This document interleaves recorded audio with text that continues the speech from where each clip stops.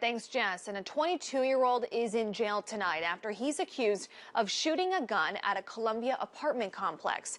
Darian Hill is facing 3 criminal charges. ABC 17's Kennedy Miller is live right outside of CPD tonight. And Kennedy, witnesses say Hill worked at a FedEx and then got into an argument with his boss earlier that day.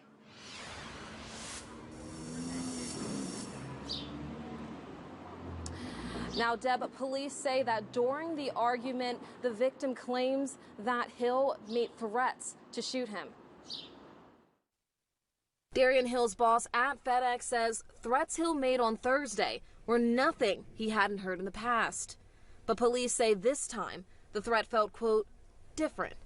The victim told officials he thought if Hill saw him in the parking lot outside of work, he would make good on his threat and shoot him.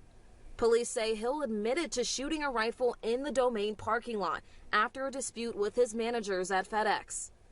A witness states Hill was called back into work and was very angry with his boss after getting into an argument with him.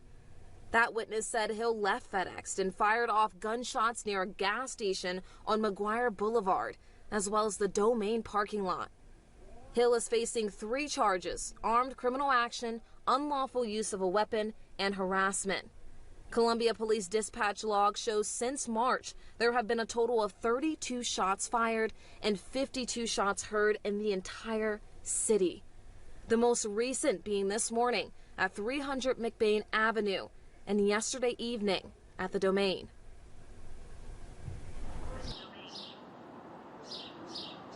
Now, I found a total of 170 shots fired calls within the past year, according to the Columbia Police Department dispatch log, Hill being one of the most recent. Reporting live in Columbia, Kennedy Miller, ABC 17 News. Hill is still in the Boone County Jail tonight. He was given no bond.